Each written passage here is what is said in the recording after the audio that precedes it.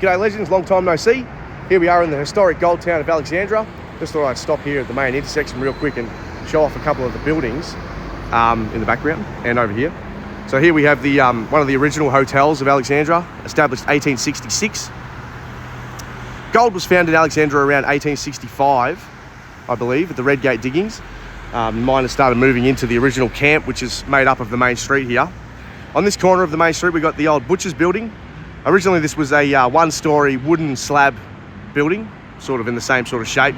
And they ran the butchers here, the local beef, local sheep, local pork. When they made enough money, they built this building some point in the late 1800s, at the turn of the century, around Federation. Over here, we got one of the Federation-style pubs at Alex, established 1903.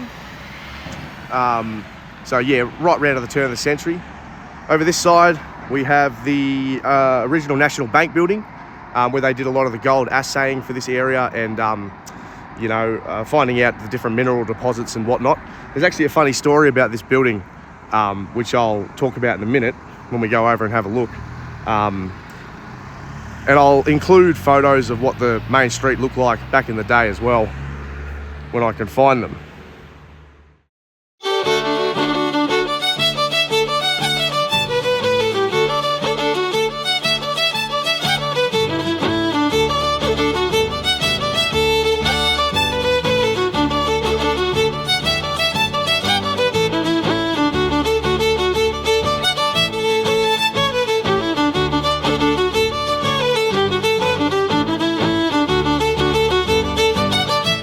The old National Bank of Alexandra, where they did the gold assaying and whatnot.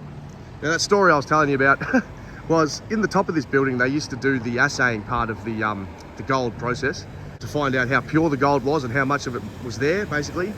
And there was a story of a group of miners were in the top of this building getting the gold assayed, and they had a whole bunch of crucibles, and the assayer was putting gold and other minerals into the crucibles, and they put some chemical borax or something like that into a hot crucible, and the crucible exploded, shooting gold up like shrapnel all through the air. And the miners spent the next few hours digging the gold out of the wooden rafters with their knives. So yeah, a little bit of history from Alexandra. We're going to go around and check out the old miners' cottage, which is down over the other side of the creek.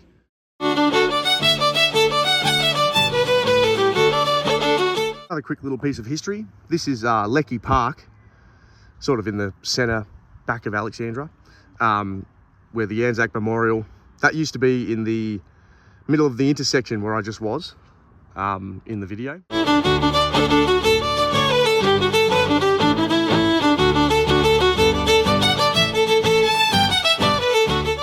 But over here we've got the Alexandra Bowls Club, and then the creek, UT Creek, the main gold-bearing creek of Alexandra, sort of ran through there.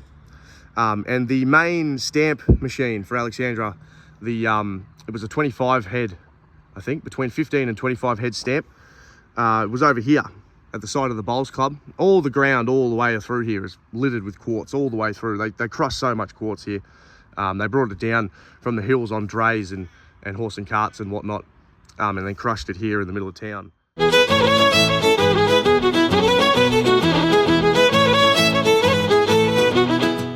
So yeah, we're gonna go check out the miners' cottage now. So here we are at the Dove Cottage, one of Alex's best preserved relics of the mining era. They reckon it was built around 1890, so the sign says. So that sort of means that this was a retiring miner. The gold had sort of petered out massively by the end of the 1870s in this area, so they wouldn't have been opening any new claims. I'm not sure if it's open today or not, but we might just have a quick little geeze. There seems to be a lady over there doing some gardening, so I might ask her if I can have a quick whip around. So we've come into the cottage here. The lovely lady who was doing the gardening is going to unlock it so we can have a quick geeze inside, which is really lucky. So yeah, look forward to that. She just informed me that the building is partly original, the back wall's original and some of the inside, but they got a grant about 10 years ago or so to restore the building to somewhat what it previously looked like. So I dare say the chimney's probably original, and then whatever wooden fixtures they could salvage from the original building they incorporated in this one. This is a pretty typical cottage of the time. Single story, 2 to 3, maybe 4 rooms. But like I said, we're going to go inside in a minute and have a quick gaze. This is just the front facade, the little garden next to the creek. Runs down through town.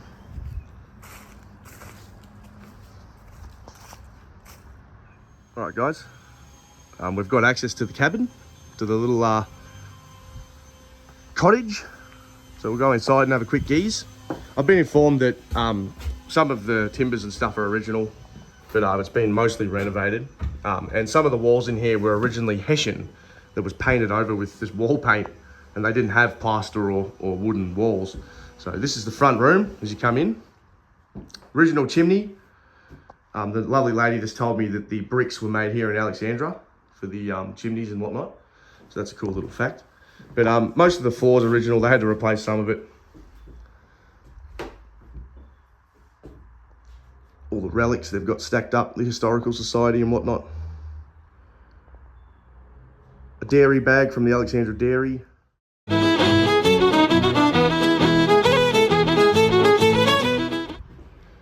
The other front room.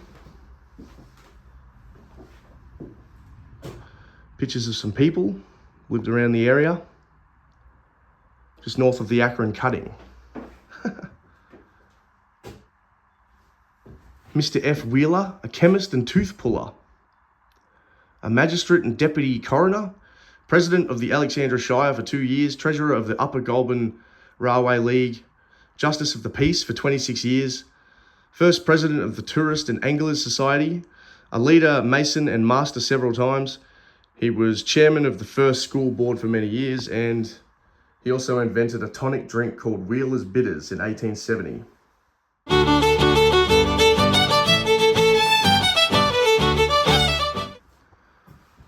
All the little interesting artifacts and pictures and of the area and the district of Alex. Is an old picture from the showgrounds. That's a very long time ago, 1800s for sure, I reckon. Horse and carts, the original grandstand. Could be turn of the century, 1900, early 1900s.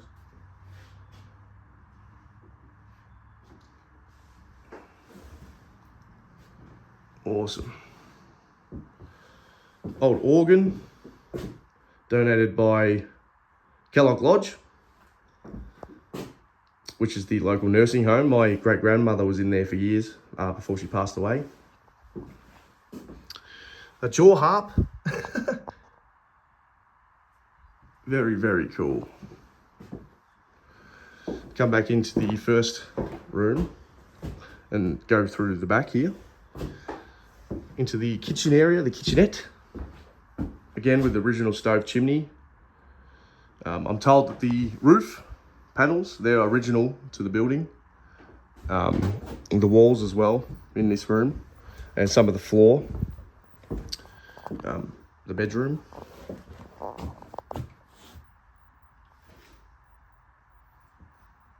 Very typical of a sort of lower middle class home of the later 1800s period and early Federation period.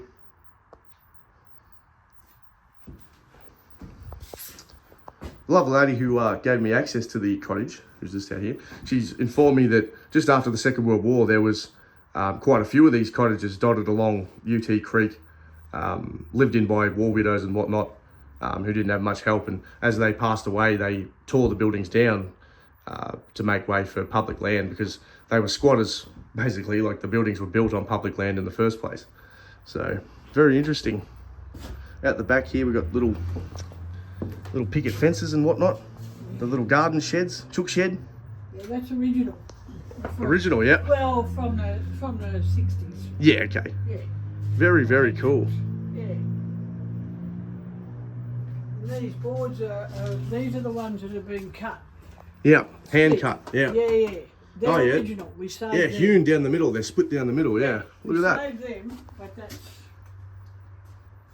So you were saying that originally the building was quite dilapidated Oh, when we took it over. Yeah, it quite was, rotten it was and yeah. abandoned. Yeah, completely we've got abandoned. photos of it, yeah. And he said that in the 80s, the council had a doctor's office or a health services. Yeah, okay. In this building, yeah. Yeah, okay. They put a toilet in. Yeah. Because there was a toilet out the back, obviously. Yeah, okay. They put a toilet in and that modernised it a bit, and then it was empty. Well, once things are empty, of course they deteriorate. Yeah, very quickly. Yeah. And then young kids started coming here. But anyway, like I said, we saved it. Now the Shire looks after it for us. Maintenance-wise, they look after it. I was saying that it's great that we have people still interested in this history and these old buildings, and they can keep the upkeep up, and they can, private citizens can volunteer their time to make sure that things like this don't disappear for future generations. And I think it's really important, Well, even like the telephones in there, like the kids come and they don't even know what they've never seen it before. Yeah, exactly. Yeah, exactly. Yeah. That's right. Things like that. It's good fun, actually. Absolutely. Yeah. So that wraps up Dove Cottage. The lovely lady who let me in, her name is Brenda.